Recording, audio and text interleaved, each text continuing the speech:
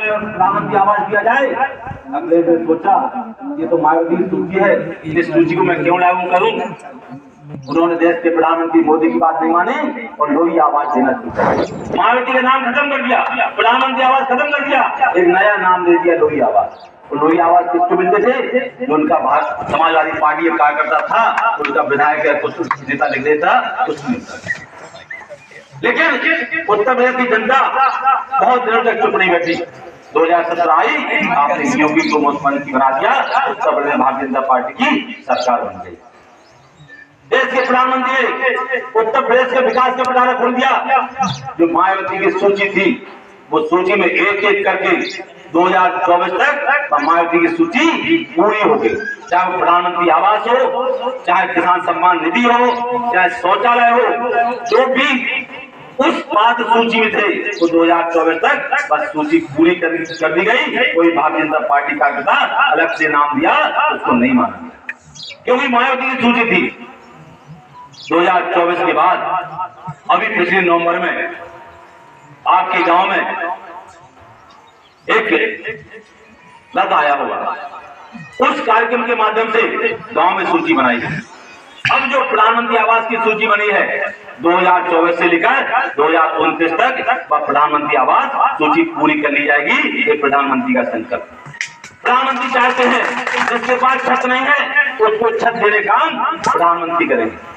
मैं आपसे निवेदन करना आया हूं कि जो काम छूट गए हैं, जो पात्र उस समय नहीं थे, और उस पात्र में कई ऐसी चीजें बंधन था, किसके पास मोटरसाइकिल होगी उसको नहीं मिलेगा, जिसके पास खेती होगी उसको नहीं मिलेगा, जिसका दीवारें पक्की होगी उसको नहीं मिलेगा, जिसके आय 10,000 होगी उसको नहीं मिलेगा। प्रधानमंत्री ने कहा ये सब बाधाएं खत्म।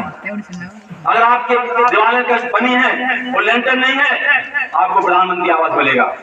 आपके मोटरसाइकिल है 2.5 एकड़ सिंचित और 5 एकड़ असिंचित है, उसको भी प्रधानमंत्री आवास मिलेगा। और 15,000 तक उसकी आय होगी तो उसको भी प्रधानमंत्री आवास। प्रधानमंत्री ने जो डॉक्टर भीमराव का सपना था, उस सपने को आगे बढ़ाने का काम कर रहे हैं। और हम सब लोग देख रहे हैं कि चुनाव आते हैं तो आम दल आपके पास डिडोरा पीटेंगे, सबनान खतरे में है। जिस डॉक्टर भीमराव के जो सपना था 70 वर्षों में भारत रत्न भी कांग्रेस ने डॉक्टर भीमराव को नहीं दिया था। अगर उनको ये मिला है तो गैर कांग्रेस सरकार में भारत रत्न मिला। हम सब यही चाहते हैं कि मोदी का जो सपना है, उस सपने को हम लोग, मोदी 80 साल के हो गए, उनका संकल्प है 2047 तक भारत को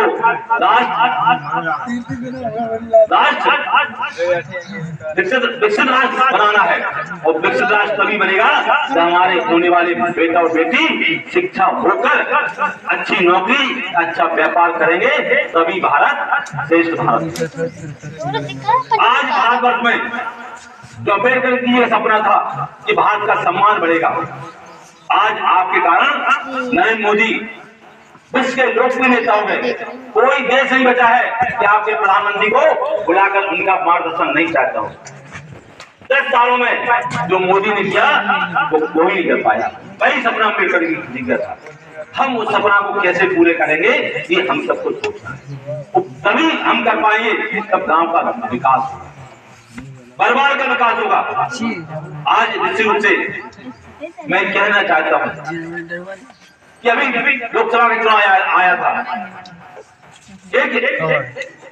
जो कांग्रेस ने 70 वर्ष डॉक्टर भीमराव का विरोध किया हो, उनको सदन नहीं पहुंचे दिया हो, वे किताब लेके निकला था संविधान खतरे में।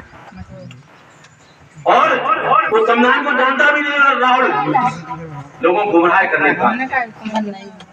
आज हम सबको जरूरत है उस संविधान को पढ़ने की, उस संविधान को लोगों को बताने की कि बाबा साहब का जो सपना था उस सपना कौन पूरा कर रहा है। तो अगर कोई पूरा कर रहा है तो योगी जी तो मोदी दोनों कर रहे हैं। उत्तर प्रदेश से गुंडा राज समाप्त हो गया है, गुंडे माफिया नहीं है। अभी 8 दिन पहले कहना है 8 दिन भी नहीं हो गए होंगे, शायद 4-5 दिन हो गए होंगे। बोलो तो हमें कुछ समाजवादी पार्टी गुंडे जबरदस्ती गांव के लोगों के साथ मारपीट करने का प्रयास किया, गांव में धमकाने का प्रयास किया। पाल समाज का पूरा मेरे पास आया, उनका प्रार्थना पत्र दिया, इंस्पेक्टर को लाया घर पर और उनकी FIR कराई। आज पाल समाज ये कह रहा है कि मेरे साथ न्याय, क्योंकि भारतीय जनता पार्टी सरकार है। भारतीय जनता पार्टी हमेशा कमजोर बेसहारा के साथ है। हम लोग चाहते हैं कि आप आगे बढ़ो और आप आगे बढ़कर जो सरकार का जन कल्याणकारी योजना है उन जन कल्याणकारी योजना का लाभ आप मेरे माध्यम से, अपने प्रधान के माध्यम से योजना बनाकर, सूची बनाकर गांव का विकास कैसे हो उसको ध्यान देना चाहिए। क्योंकि दो नेताजी बोल चुके हैं, मुझे ज्यादा बोलने की आवश्यकता नहीं है, बस मैं इतना कहना चाहता हूँ कि जो आपने हमें एक ज्ञापन दिया है, गांव की कुछ समस्याएं लिखी है, जलालपुर से रघोली तक ना, जलालपुर से रघोली 3 करोड़ लगभग रोड है। ये रोड स्वीकृत हो गया है और जैसे ही स्वीकृत मिल जाएगी इसका टेंडर हो जाएगा, आपका रोड सबसे पहले बनेगा। जो भी रोड आएगा सबसे पहले रघोली का रोड आने वाला है। सुधारा के लिए एक गांव के लोगों ने मांग रखी है, गांव के लोगों ने मांग रखी है कि बारात साला हो। प्रधान जी से मैंने कहा था, प्रधान जी इस गांव की आबादी और गांव में जो आरक्षण है, अनुसूचित वर्ग कितने प्रतिशत में है। अगर आपके रघोली में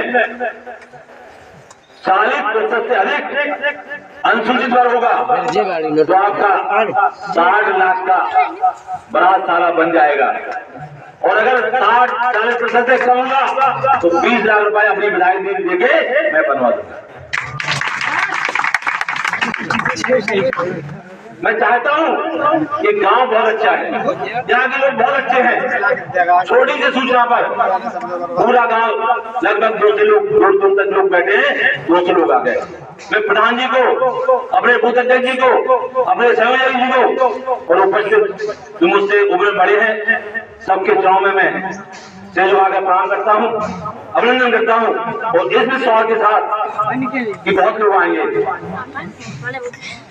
लेकिन विकास कौन करा रहा है, कैसे हो सकता है, उस ओर हमको ध्यान देना होगा।